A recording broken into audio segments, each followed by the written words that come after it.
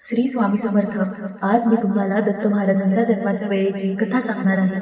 दत्त महाराजांची आई ही अनुसया माता आणि दत्त महाराजांचे वडील हे अत्री ऋषी आहेत। अनुसया माता ही पतीची उत्तम प्रकारे सेवा करीत असे।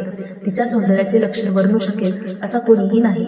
हे सर्व पाहून स्वर्गाचे ऐश्वर्य लवकरच जाईल असे म्हणून सर्व देव भयभीत झाले व चिंता करू लागले। इंद्र आणि सर्व देव एकत्र येऊन ब्रह्मा विष्णू शंकर यांच्याकडे गेले व त्यांना अत्री ऋषींच्या शुद्ध आचरण वर्णन करून प्रार्थना केली की अत्री ऋषींची पत्नी अनुसया माता ही काया वाचा मने व भक्तीने पतिसेवा करते, तसेच अतिथी पूजनही मोठ्या आनंदाने करते। कोणताही अतिथी त्या आश्रमातून विमुख गेला नाही अशी तिची ख्याती आहे। तेव्हा आमचे स्वर्गस्थान टिकून राहण्यासाठी आपण काहीतरी उपाय करावा असे सर्व देव विनवू लागले। हे ऐकून ब्रह्मा विष्णू महेश यांनी अनुसया मातेची परीक्षा घेण्याचे ठरविले, सतीचे सत्व पाहण्याचे ठरविले। तेव्हा त्यांनी भिक्षुकाचे रूप धारण केले व अत्रीच्या आश्रमात अभ्यागत म्हणून आले। अत्री त्यावेळी अनुष्ठानासाठी गेले होते। तेव्हा ते तिघे इकडे आश्रमात आले आणि अनुसयांना आश्वासन देऊन म्हणाले, आम्ही अतिथी ब्राह्मण आहोत, भुकेने खूप व्याकुळ झालेले आहोत, तरी आम्हाला लवकर अन्न द्यावे, अन्यथा हे सती आम्ही दुसरीकडे जातो। इथे कोणताही भुकेलेला व्यक्ती आला तर त्यांना अन्न दिले जाते अशी ख्याती ऐकून आम्ही इथे आलेलो आहोत। हे ऐकून अनुसयेने त्यांना बसायला आसन दिले, अर्घ्य दिलं, स्नान करावयास सामान गंध अक्षता पुष्प अर्पण केली।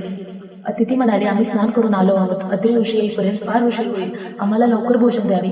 अतिथीची अशी इच्छा समजून त्यांना भोजनास बसावयास आसन मांडले, शाक भाज्या व स्वयंपाक घेऊन आली। तेव्हा ते तिला म्हणाले, हे अनुसया माते, आम्ही अतिथी दूरून आलो आहोत, तुला पाहून मनात आणखीन एक इच्छा उपजली आहे, तू आम्हाला विवस्त्र होऊन अन्न वाढावे, अन्यथा आम्ही भोजन स्वीकारणार नाही। असे अतिथीचे वचन ऐकून अनुसयेने क्षणभर विचार केला की हे विप्र माझे मन पाहायला आले आहे, तेव्हा हे नक्की कोणीतरी अवतारी पुरुष असावे। अतिथी विमुख जातील तर आपल्याला तपाची हानी होईल, अतिथीचे स्वागत करण्यासंबंधीची आज्ञा मी कशी उल्लंघन करू?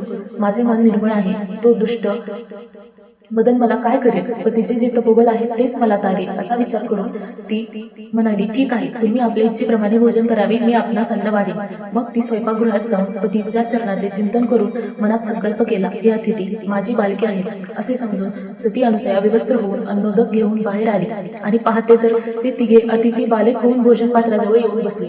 ती बालके पाहून अनुसया चकित झाली, भुकेने बालके रडू लागली, म्हणून तिने पुन्हा वस्त्र नेसून त्या बालकांजवळ आली आणि त्यांना मांडीवर घेऊन स्तनपान दिले।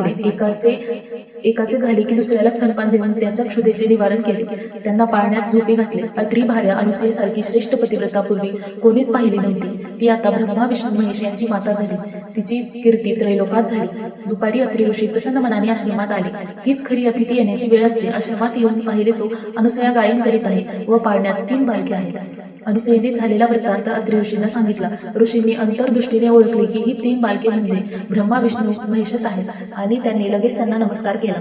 ती बालके पाळण्यात राहिली, शिवाय तिघेही देव स्वतःच्या रूपात समक्ष उभे राहिले व अत्रींना म्हणाले, अत्री ऋषी, अनुसये, तुमचे तप व हिचे पातिव्रत्य अद्वितीय आहे, तुमच्या भक्तीने आम्ही संतुष्ट झालो आहोत, तरी जे वर आपणास इष्ट वाटतील ते मागावे। अत्री ऋषी म्हणाली, अनुसयेच्या इच्छेप्रमाणे ही 3 बालके आमच्या घरी पुत्र म्हणून राहावीत। अनुसया मातेचे हे 3 बालक म्हणजे श्री दत्त महाराज आणि श्री दत्त महाराज यांचा अवतार आपले श्री स्वामी समर्थ महाराज। अशी ही दत्त महाराजांच्या जन्माच्या वेळेची कथा। श्री स्वामी समर्थ। जय जय स्वामी।